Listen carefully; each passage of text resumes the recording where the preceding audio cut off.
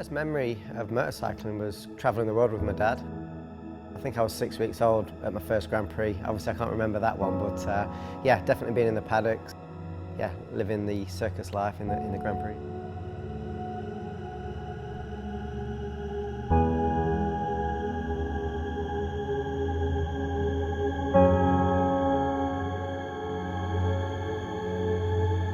First time I rode a bike, I remember my dad getting me a little QR Honda 50. Initially I was just riding around the paddocks, and yeah, honestly it was just, for me I was having fun, just cruising around and didn't really think much at the time, but obviously looking back now it was a fantastic start to obviously what is my career.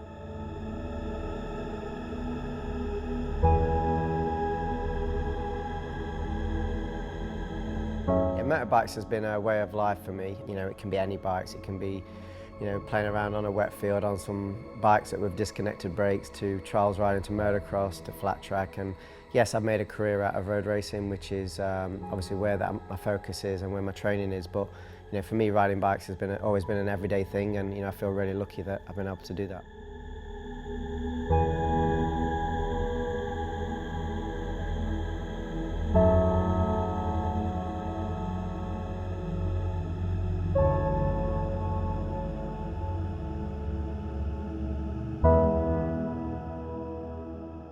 Motorcycling is just pure emotion.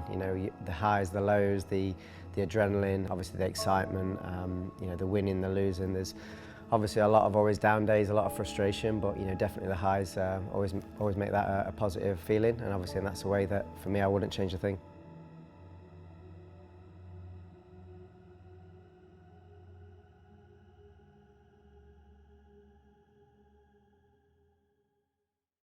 So yeah, we're here in my museum at the home ranch. Yeah, lots of history. Got my dad's first ever HRC contract, 1983, the year I was born. Pictures, Mr. Honda himself, who obviously founded Honda, through to MCN's Man of the Year, the only father and son to win Man of the Year, which I'm obviously really proud of. We've even got down here some plates and screws and bars from both me and my dad's bodies over the years, so probably the downside of racing, but we managed to keep a little collection of some pins and some screws that we've had out of our bodies over the years.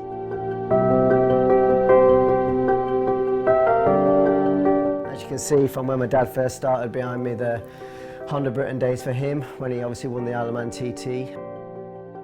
For me, just being in here, seeing this history, what obviously my dad's achieved, what I've been through over the last few years, it's always nice to come up here.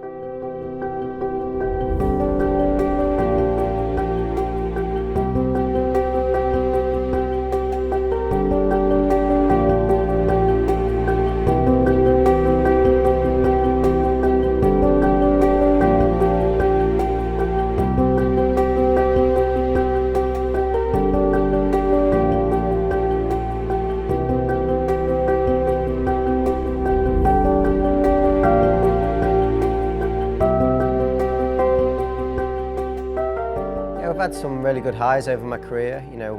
Winning Suzuka the first 2 years with Honda was such a fantastic experience. For me, Suzuka's always been a big challenge, and something that I'm really happy that I've now won 3 times. Yeah, finishing second in the World Championship will always stand out. I've had some fantastic battles over the years, and obviously winning the British title.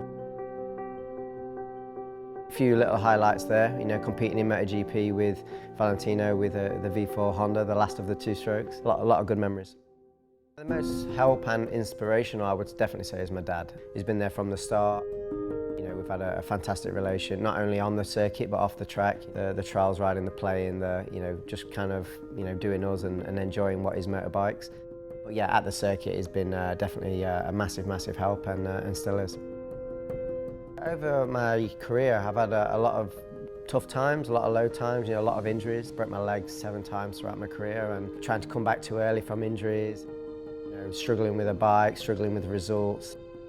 The lows make you stronger, you've got to learn from that, and I feel now everything that I have experienced through my career with injuries and obviously tough times with development, it's definitely made me a more solid package now, and obviously a stronger rider. Photos over the years, I think there's been a lot of obviously good memories of like Suzuka wins, etc. But pictures of me and my dad especially, the support that he's given me, and as a racer you take a lot for granted.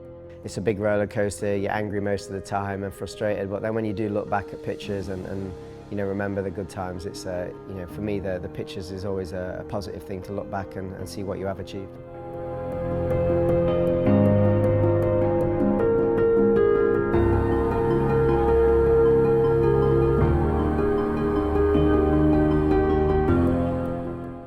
Yeah, so obviously this is one of the walls. As I said, my mum loves a picture, so a little bit of history, from my dad back in the day with Mel Carter, some of the shots with Spencer and obviously Kenny Roberts. My uncle was the first guy to get the 100-mile-an-hour lap at the Manx. Just some really cool pictures, the history of Joey Dunlop, me, Biaggi and Checker on the podium. It's always nice to look back. Yeah, it seems like a lifetime away now, but yeah, definitely some good memories there, and yeah, a lot of cool pictures.